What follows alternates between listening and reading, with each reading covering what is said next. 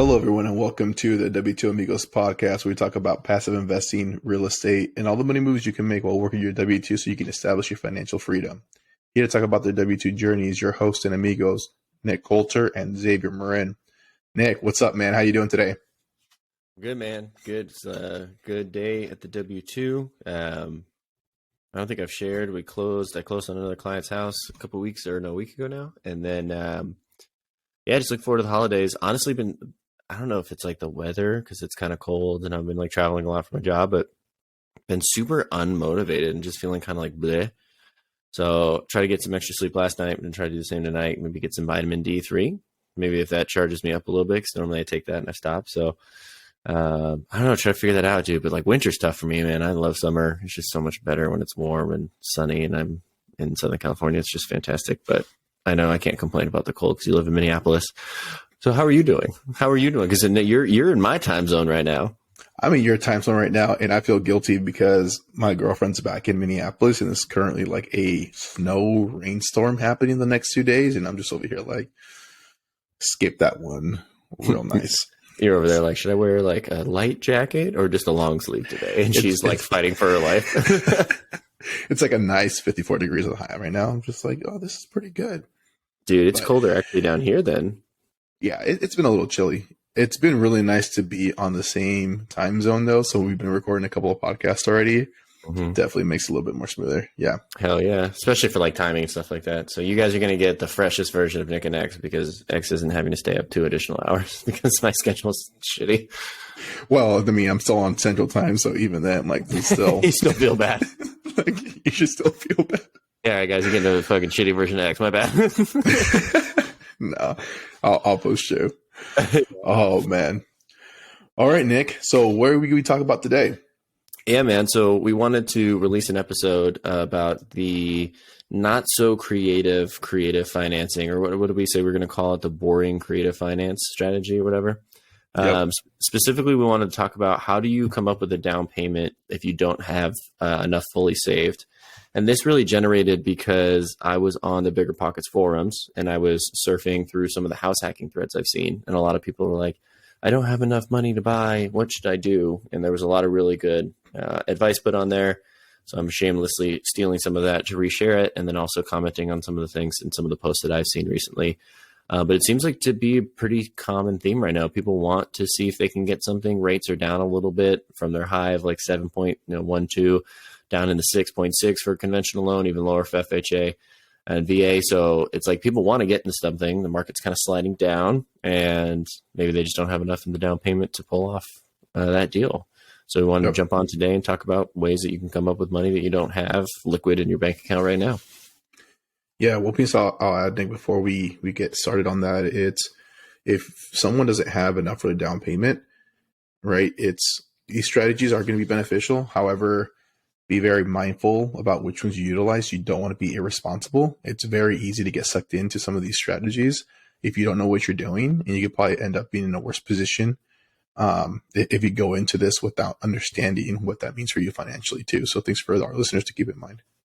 Yeah, I would tell people too, a lot of our options are going to come up with some sort of secondary payment. It's going to be a lot less than like saving for it to get to your 5% down or whatever. Ideally, this would be a strategy to use to start a house hack or do a partnership investment. But, you know, it's something you don't want to put yourself in a bad position as X talking out and then have that secondary loan now coming. So I'd also not suggest this for folks who are not super comfortable running their numbers. Be really, really diligent. That should be like a pre-qualifier for this episode of running numbers and understanding deal analysis. Yep. All right. So topic number one is the first option that a lot of people have they don't really know about is something you and I both have done, X. It's the 401k loan for a primary residence or for another type of residence. And you and I both have exercised this. So I don't want to kick it off, share a little bit more since you did it first, and I can share my experience as well. Yeah. So at least everyone wants to check what kind of loans it can get within their 401k. So we have two options. So I can either get a 401k loan to put towards a primary residence, which the term looks a little bit different. And so the repayment looks a little bit different where you pay the same interest rate. However, you can pay it back within like 20 to 25 years. and you have another loan option where it's like a general purpose loan where interest rate is the same. However, you have 3 years to pay it off. So in my example, and I'll talk about mine, Nick, you talk about yours, but for my particular, I had to get a general purpose loan because I used it to buy an out-of-state investment property. It did not qualify to use a primary residence loan for it. So therefore, I had 3 years to pay it off.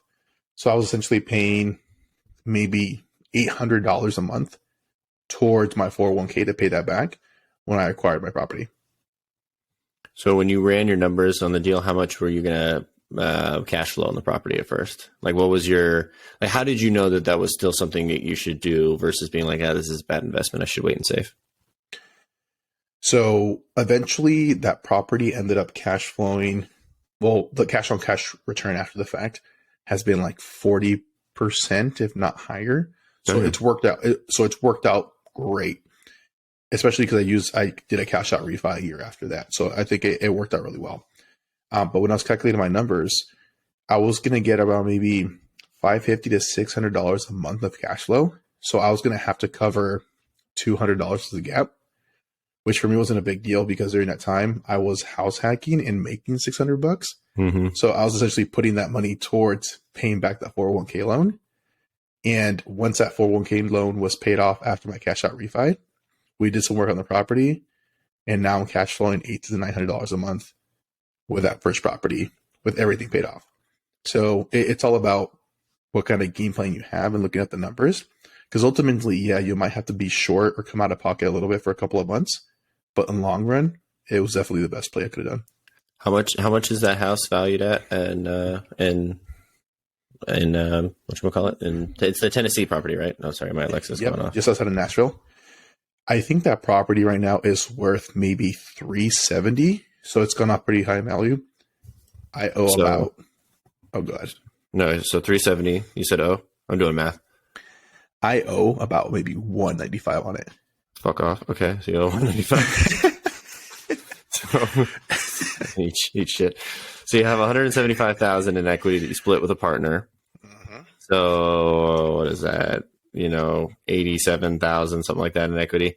Let's call it an even 90 because Nick's bad at math unless it involves houses or moving boxes. So you have 90,000 in equity. You now are cash flowing. So let me ask you this, right? So the person listening, would you give $7,500, maybe a little bit more, a little bit $7,500 for 3 years? So pay that $7,500 over 3 years to own something that's worth $90,000 after. I would say yes. And that's what you did, right? Because if you take $200 a month times 12 months that you were paying out of your pocket from the cash flow of the property, yeah, it's not ideal, but after 3 years that loan's paid off, you have all the money back in your 401k, and now you have a cash flowing asset that you're producing, $900 of cash flow a month, and then you're also got 90 grand of equity sitting on it that you were able to pull and do something else. Now, let me ask you, because I haven't really dug into this with you before, that 90 grand, is that after your cash out refi? Yep. Oh, fuck me. Yeah. So when rates go back down or whenever you and your partner want to pull a HELOC, you can go ahead and do that and then buy another property. So you basically turned $7,500 of payment to a 401k loan into what could be upwards of probably $200,000 of investment power. Wow. Yep. So I increased my cash flow by that, or not my cash flow. I increased my net worth by that much by that strategy. Mm-hmm. And I'll add that when I was running the numbers, I did that with the intent of getting that first loan and keeping it that way, right? Mm-hmm. It just so I bought this property back in January of 2020 is when I purchased it. So I had no idea COVID was happening. I had no idea that the prices we were going to see up here. So I ran my numbers pretty darn conservatively. Now, when everything happened in the last 2 years, I was just in even much better position to capitalize on it because I cash out refied, got that money back, bam, threw it into my first cabin. Yeah, that's dope. Mine's not that good because I only pulled out the money a little while ago. Hopefully it turns into something like that, because if it does, then it'll be the W2 Amigo because I won't be working anymore. So my wife and I, as you know, we bought our San Diego property. It was an extremely expensive property, $1.45 million. Part of what we did to fund some of the down payments, both took out 401k loans. So we did the primary residence loan that X is talking about, which was I got to pick my interest rate because it was like a flat. I think it was like 6% flat, and then you could actually pay yourself more. So like you could choose to pay more interest to think like, okay, if I pay this over this amount of time, I'm going to lose this much investment in the stock market, so I can pay myself back at this interest rate. So actually, I think I put 8% in ours. I took 30 grand out. She took 18 out. We could have closed on the deal with me only taking 30, but we wanted additional 18 grand in our liquid cash just for reserves in case anything happened. Refer to previous episode when I almost lost my mind of being broke. So really glad we had that money. And then episode 19, just in case you guys are wondering. That one episode 19, yeah, yep. We're almost at 1,000 downloads right now. So like we're probably gonna hit it when this releases. Weird flex, but okay. Yeah, so I just checked my first paycheck. So I took that loan out, and the first repayment on my paycheck dropped on the 9th. And I did the 20-year spread or something like that. So it's literally every 2 weeks, it's $122 out of my check, and then it's like $65 out of my wife's check. So we were able to bridge that gap and buy a property with that money for essentially the cost of X amount of dollars out. And we will pay back the full allotment. Our plan is actually to pay it off faster. So we're going to be paying off that loan as quickly as possible so that we have it available to us to do the same thing in case we want to do another property in San Diego again. But I will say the reason I really like this property and why we wanted to take the 401k loan is we had it appraised $50,000 over asking price. And then we also asked for $45,000 in seller concessions. So basically I gained $100,000 to close on the property that I didn't have before. So yes, I did borrow 48 grand against my 401k. Yes, that does hurt, but it wasn't even near the max that we could because we've been maxing it out for, years now. And we've done well in the stock market. We're in a position where it's like, I can afford to do that because we put into this. And what I like about this property as well, it's proving that I could probably live basically for free in San Diego at my wife and I savings rate. If I don't sell any real estate or help people buy real estate, I'll be able to tuck away like $7,000 or $8,000 a month. So can you imagine how quick I could pay off that loan if I was super disciplined and wanted to do it? So to me, it was a no-brainer. It was kind of like a layup. I was just missing that little like link in the chain. I just needed an extra 30 grand. I'm like, you know what? Let's just go ahead and get closer to 50. Let's make sure we're comfortable with these payments. Let's bump up the interest rate a little bit. And then let's pay it off by the end of 2024. And then all of a sudden now we have it available to use again if we need to. Just out of curiosity, not to put you on the spot, what's your estimated cash on cash return on this property in San Diego? So the estimated cash on cash return for the first year is like abysmal. It's like 3% or something like that because we sink. We put a lot of money in. We put like 200 grand, $186,000 down. And technically we're only going to cash flow probably like 10 or 15 grand. If you take into account the total return on investment, because that's a house hacking model, it's a little bit easier to do since we're living for free. The return actually shoots up to closer to like 42% in year one, which is insane considering we put so much money down. $186,000, basically going to get like 86,000 of that back in the first year from the equity we closed on, and then from also the amount of money we're saving not paying for rent. I will say this house also does have a two-car garage that's detached that is already pre-permitted and approved for architectural design to build into a 2.2 ADU. I'm going to start that process in the winter of next year. And once I complete that, estimations are it's going to add about $400,000 in equity. So once I like take that into account a little bit down the road, it's going to be even greater. So yeah, it's like going to be quite beneficial to have an extra $400,000 or $500,000 of equity based on the 30 grand that I had to take out of my 401k.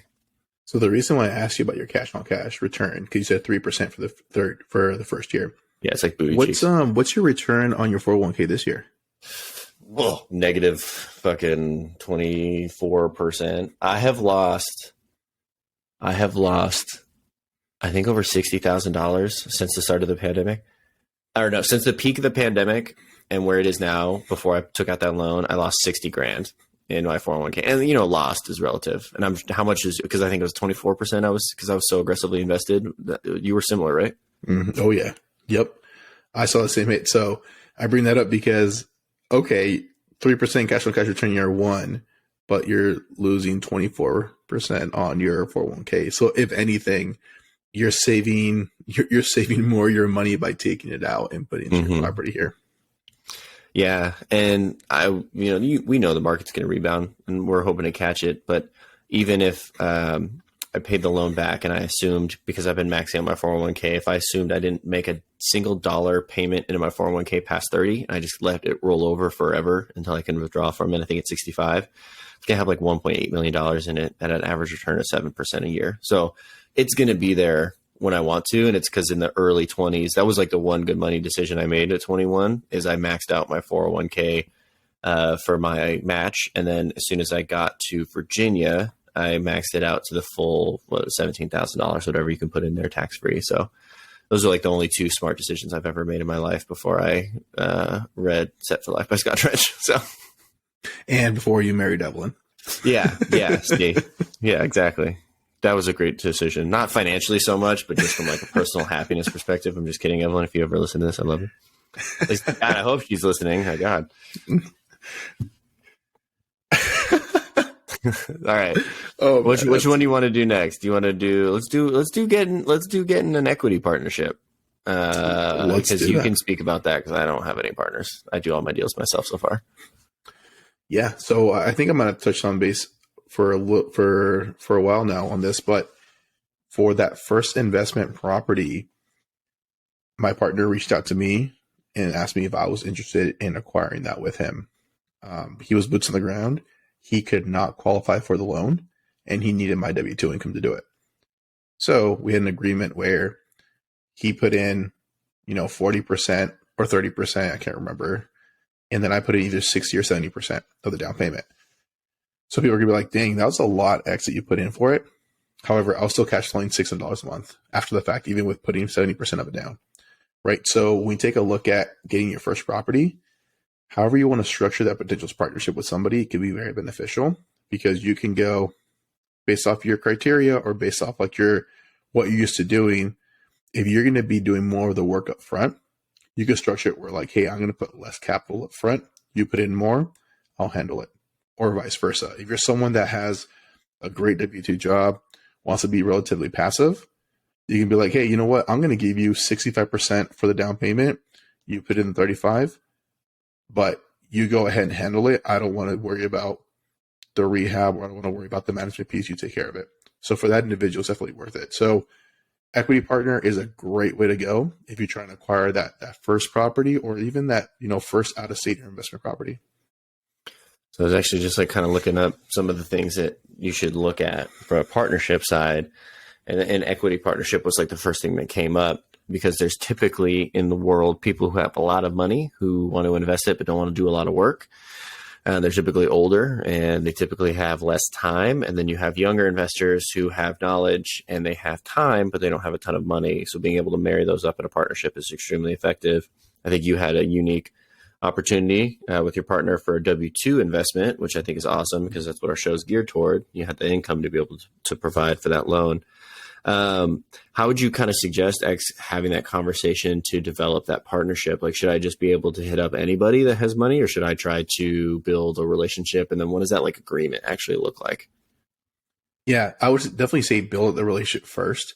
If you're someone that's looking to be more on the passive side, right, and you want to go for someone that has boots on the ground, you may want to take a look at their track record as well, right? One thing that made me feel really comfortable about partnering with Felipe is that he had a proven model with 10 plus properties.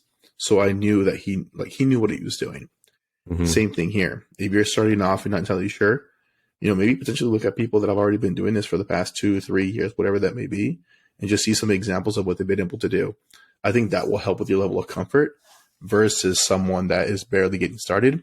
Not saying that they're not going to do a good job, but it definitely makes it a lot easier if you partner with someone that has the experience. Yeah. Yeah, especially because equity partnerships work great in these examples when you're buying something that's outside of like a typical like single family residence house hack. Like you can do that pretty easily on an investment property with them bringing like the down payment to the table. And for example, you being the hustle that's going to grind it from the back end. So what were you say? No, just one more piece I was going to add on to that, too, is when you're looking for a partner, it's good to also have an agreement drawn up front in terms of, hey, we're going to acquire this property. What's going to be your role? What's going to be my role? And how do we go ahead and get an operating agreement set in place so it clearly outlines those? Because one of the things that I started having conversations with my partners on is, and not to go a little dark here, but like, hey, what happens if I die? What happens if you die? Like, what happens to our properties? Who manages them? Who gets them? Right? So actually, what if I want out? What if I want to sell my portion of the property? What does that look like? Do you get first dibs? Do I just find somebody else? There's some conversations that you need to have up front, just so you have a clear, it's not all just about how much capital you want to put in, but you kind of need to think through, all right, what happens if things don't work out the way you want them to? And, or if there's unfortunately unexpected event that happens with one of us. Yeah. And you think about it, like you have at least 5 years probably on the average house to turn around before you're out of that partnership. I don't know a lot of relationships the last 5 years, or friendships. I imagine you want some good documentation to make sure that you guys are going to be able to move in the right steps to go there. That's honestly part of the reason I've been afraid to like going on deals with people, because I have like a little bit of a, you can call it a trust issue. Like, I'm like, I don't really want to depend on anybody else, nor do I really want to have to depend on anybody else, Right. And if you're someone that does have that trust issue, I think that's where having the operating agreement really helps, because now it's binding, it's there, it's processed by an attorney, you signed it, like there's expectations laid out. So again, we talk about like holding your tenants to the lease, right? It's like, hey, I'm not the bad guy. The lease says, same thing. Like, hey, I'm not trying to be a bad partner, but this is what our operating agreement says. That's a very good point. All right, let's transition to the next one. So the next one that we have is receiving a gift from family. A little bit more on you got to be in a good position as a family to be able to get that. But I have seen quite a few opportunities with older parents that have quite a bit of cash available, giving their family member. Typically, it is like next of kin. So you're talking, dad, mom giving to son, daughter, and you're looking at a gift to be able to be applied. So I've actually looked into this quite a bit, and the things that you have to do. So your gift recipient has to have their gift giver sign a document that is sent through to the lender and goes through underwriting. That basically says, like, I will not be requesting repayment for this dollar amount, whatever the dollar amount is, and that it is completely and totally a gift. That report does not get wrapped up to the IRS, but it is all the documentation that they have in the loan. And then you go in as a recipient of the gift, and you have them apply it to escrow. So, for example, if I have kids and Evelyn and I are choosing to give our kid a down payment on a house, we would wire it directly to escrow so that the money does not commingle around. So lenders really hate, and I know you guys can listen to the Brad episode that we had, but lenders hate when money moves around. So you don't want your family member to give you 20 grand for this 5% down payment on a house hack, and then you have it, and then you go ahead because then they want proof of funds. They're going to have to track it back from that original account the gift giver sent. So if you're going to receive a gift, just tell your lender, have them sign all the appropriate paperwork, and have them wire transfer it directly to escrow. It makes things a lot easier, and that could be a portion of the down payment that you come up with. Yep, and I think you summarized that pretty well, Nick. I personally haven't leveraged that, so I haven't used that strategy.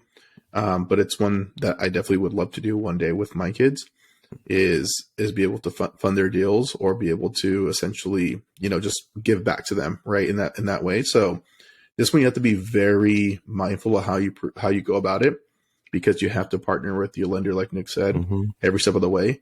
Because it's not so bad like, hey, mom, hey, dad, do you want to let me borrow, or you let me borrow $20,000, but I'm just going to go ahead and say that it's a gift.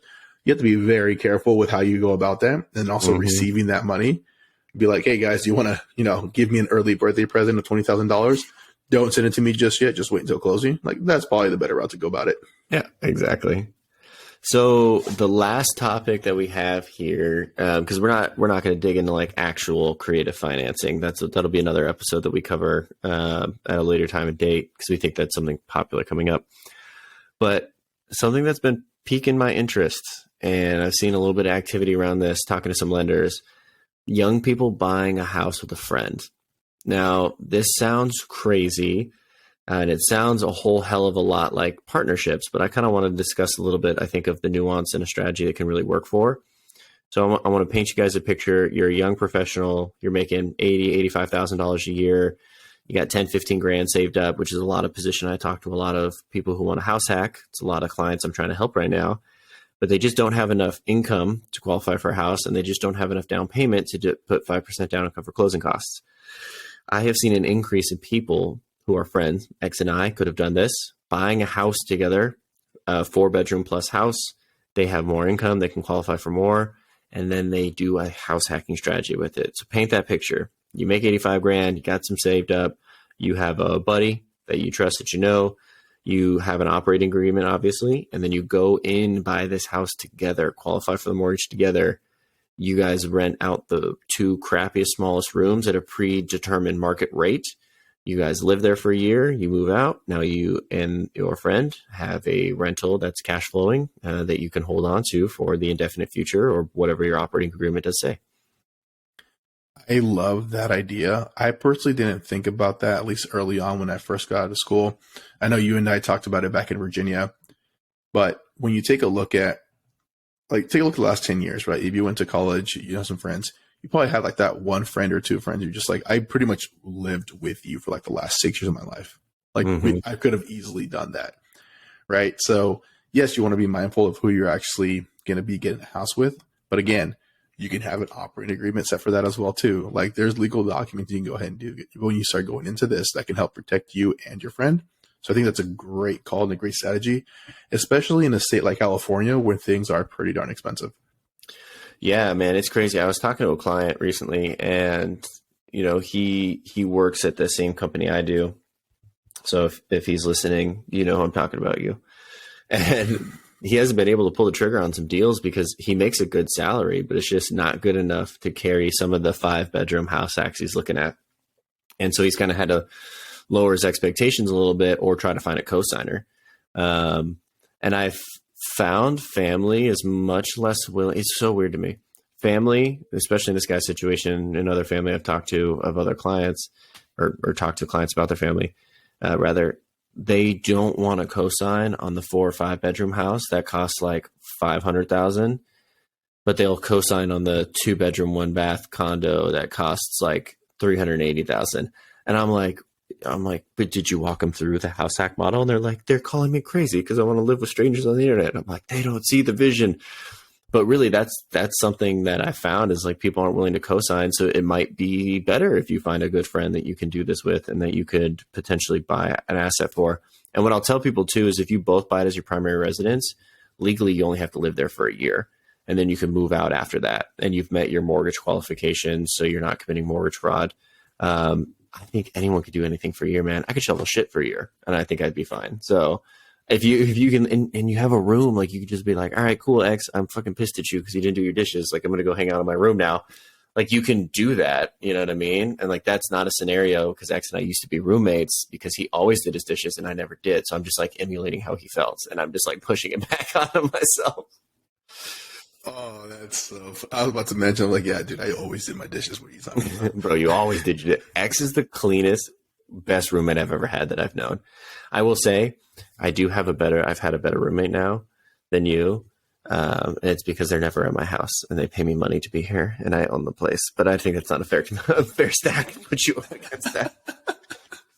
So you're saying in the apartment we rented. So you're saying that I would have been a better roommate and a better friend if I just wasn't there at all. Yeah, no. So you would have been a worse friend, but definitely probably a better roommate. Worse friend, better roommate for sure. I can see that. Yeah, for sure. All right. What other ideas do you have? I mean, that's kind of the list that I wrote down. Equity partnership, 401k loan, gifts, buying with a friend. Is there anything else that kind of popped up? I think that's a good starting point, kind of where we're at right now. Like Nick mentioned, we're gonna get into more creative ways to talk about it, right? Where you leverage other debt, right? We can talk about hard money, private money, creative financing with like sub 2. There's a lot of different strategies out there, guys. We don't want to throw everything out there at once. But for those that are just getting started, I would strongly recommend start taking a look at these options and just start having conversations because you never know, right? I think right now in the position that this market is in, right, interest rates are starting to drop down just a little bit. But right now, a lot of people are scared. A lot of people are scared of getting in the house. You're going to see houses sitting now for 60, 90 days. If you're in a position to potentially buy, even though interests are high, this might be a good opportunity for you to get in. No, I agree completely, man. I think we have like a 6-month window where you're really going to be able to cash in on rates not being as high as they have been, and then also buyers starting or sellers really starting to freak out. I will caveat this. X and I both agree with this. If you are not diligently tracking your spending and making sure that you are budgeting appropriately, do not use these strategies. If you are a high income earner and you can't save money because you spend it like water, I don't care if you have a 401k loan. I don't care if you pull a margin loan on the stocks that you own. I don't care if you have an equity partner come in. I don't care if you buy with a friend or get a gift. You're probably going to have difficulty managing that property because you're not being very diligent and very smart with the money that's coming in. So please make sure, and suggest this always, or everybody, step one, make sure you have a good, accurate budget you're working off of. If that's it, we are your W2 amigos. We would love, and I think both would ask for our Christmas present to be that you guys leave a review for us and then also share this with a friend. X and I are really enjoying creating this content and bringing it to you guys, and it really does help us go a long way when we're able to get those additional folks involved with the podcast. If you're trying to get a hold of us, hit us up on Instagram and TikTok. Probably more Instagram than TikTok at this point. I'm not going to lie to y'all. It is at the W2 Amigos. And then we are individually, I am at the Fi Family on Instagram and TikTok, and also a real estate agent in Southern California. And X, what about you? Yep, you can find me at Xavier Marin _ at Instagram and TikTok. And TBD on TikTok, man, I'm hearing some grumblings there with the U.S. government apparently wanting to ban TikTok from the U.S. So I know. Another article came out today. I'm like, what am I going to do? How am I going to waste 4 hours of my day?